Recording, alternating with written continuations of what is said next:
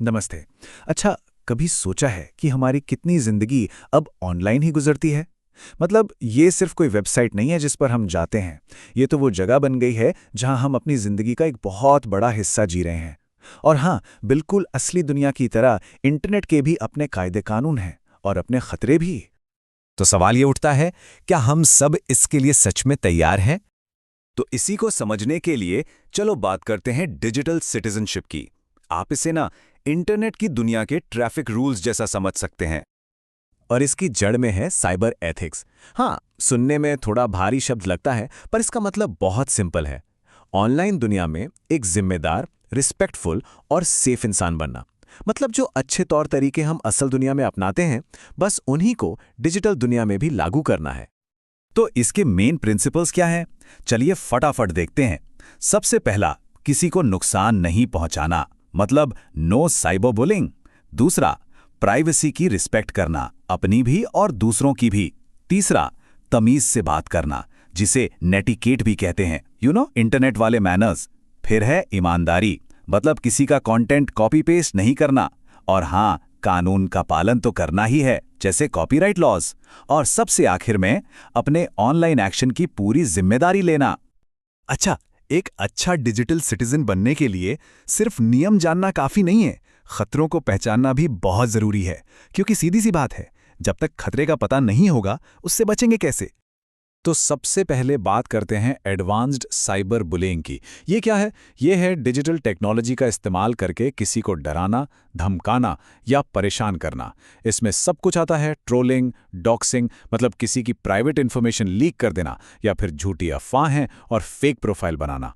और इसका mental health पर असर बहुत बहुत सीरियस हो सकता है, एंग्जाइटी से लेकर अकेलेपन तक। तो अगर खुदा न खास्ता कोई इसका शिकार हो जाए, तो क्या करना चाहिए? देखिए, 4 बहुत ज़रूरी स्टेप्स हैं। पहला, सबूत इकट्ठा करो। स्क्रीनशॉट लो, मैसेज को डेट और टाइम के साथ सेव करो। दूसरा, उस इंसान को फौरन ब्लॉक कर दो। तीसरा, उस प्लेटफॉर्म के रिपोर्टिंग टूल का इस्तेमाल करके रिपोर्ट करो। और चौथा, और ये सबसे ज़रूरी है, किसी बड़े को जिस पर भरोसा हो, जैसे मम्मी पापा या कोई टीचर, उन्हें ज़रूर बताओ। अब आते हैं 2 और बड़े खतरों पर, फिशिंग और रैंसमवेयर। फिशिंग का सीधा सा गोल है आपकी पर्सनल जानकारी चुराना, जैसे पासवर्ड, क्रेडिट कार्ड नंबर। और ये होता है नकली ईमेल, मैसेज या फेक वेबसाइट्स के जरिए। वहीं दूसरी तरफ रैंसमवेयर, ये आपकी फाइलों पर ताला लगा देता है और फिर उन्हें खोलने के बदले पैसे मांगता है, मतलब फिरौती। और पता है, अक्सर ये रैंसमवेयर फैलता भी इन्हीं फिशिंग लिंक से है।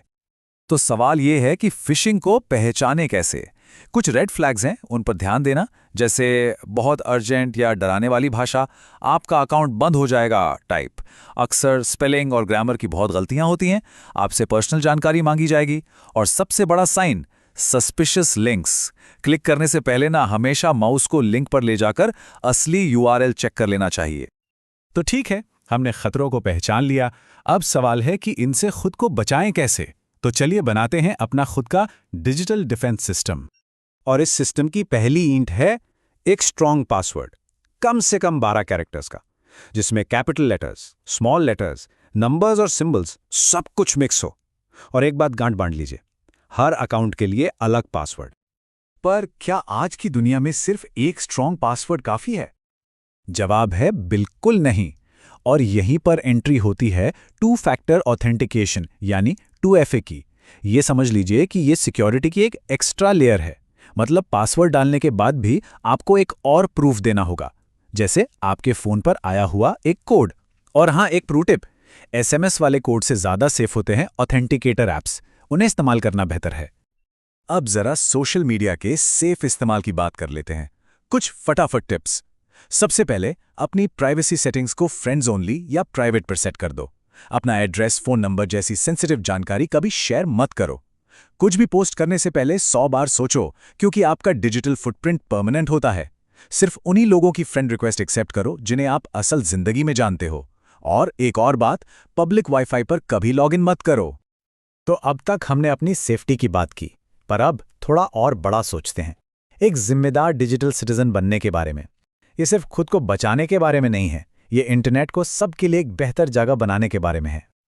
और इसका एक बहुत बड़ा हिस्सा है इन्फॉर्मेशन को वेरीफाई करना। मतलब ऑनलाइन फेक न्यूज़ और प्रोपेगेंडा से लड़ने के लिए ना हमेशा सवाल पूछो। ये इन्फॉर्मेशन आ कहाँ से रही है? क्या सोच भरोसे के लायक है? इसका मकसद क्या है?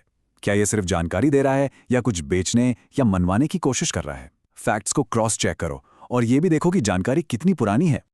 एक लाइन है जो सब कुछ कह देती है, पोस्ट करने से पहले सोचो। जो कुछ भी हम ऑनलाइन डालते हैं ना, वो हमेशा के लिए वहां रह सकता है और हमारे फ्यूचर पर, हमारे मौकों पर असर डाल सकता है। इसी को कहते हैं डिजिटल फुटप्रिंट। और हाँ, ये बात भी गांठ बांध लेनी चाहिए कि ऑनलाइन की गई हरकतों के रियल वर्ल्ड में कानूनी नतीजे होते हैं। भारत में इंफॉर्मेशन टेक्नोलॉजी एक्ट यानी आईटी एक्ट 2000 है जो साइबर क्राइम से डील करता है और इसकी सजा काफी गंभीर हो सकती है। और अब शायद इस पूरे डिस्कशन की सबसे जरूरी जानकारी नंबर है 1930। 1930 ये इंडिया का national cyber crime helpline number है। इसे याद कर लीजिए, अपने फोन में सेव कर लीजिए। अगर कभी भी कोई साइबर क्राइम का शिकार होता है तो फौरन इस नंबर पर कॉल करना है। तो इन सारी बातों के बाद अब सवाल यही बचता है कि एक बेहतर डिजिटल नागरिक बनने के लिए हम अपनी तरफ से क्या करेंगे।